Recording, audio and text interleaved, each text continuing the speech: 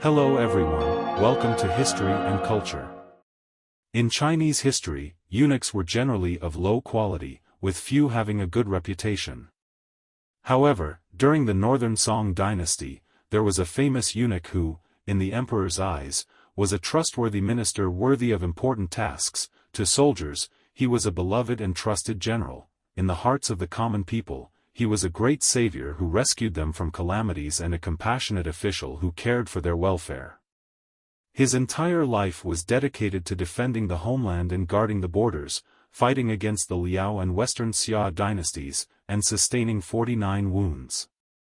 This man was Chinh Han.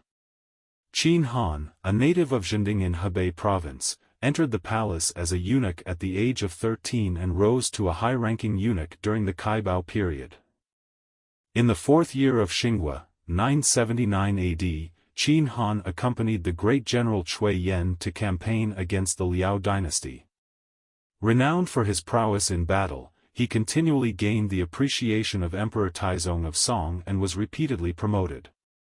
In the years that followed, Chinh Han served in the military, achieving numerous merits.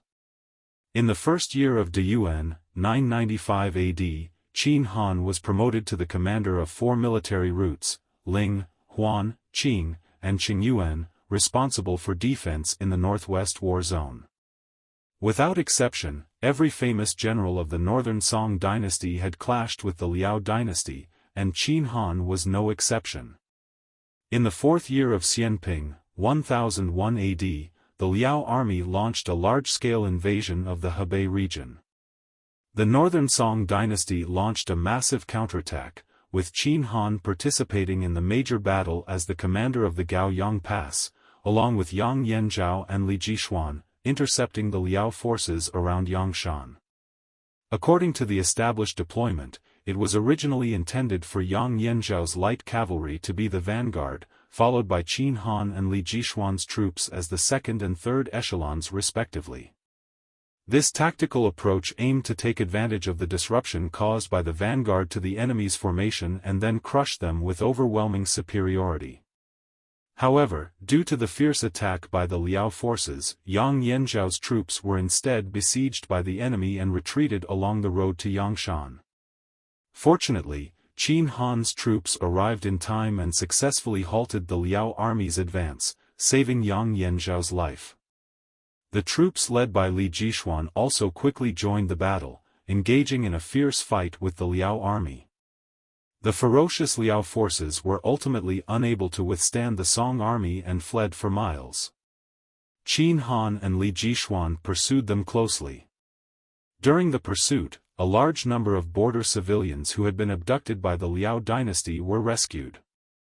This battle ended in a great victory for the Song army, with over 20,000 enemies killed and countless war horses and supplies seized. Chinh Han played a crucial role in this battle. As an outstanding military strategist, Chinh Han excelled not only in offense but also in defense. In the first year of Jingde, 1004 AD, the Liao dynasty launched an unprecedented large-scale war against the Northern Song dynasty, almost reaching Chanjo. Emperor Zhongzhen, persuaded by Prime Minister Ko Zhuan, decided to personally lead the army to defend Chanjo.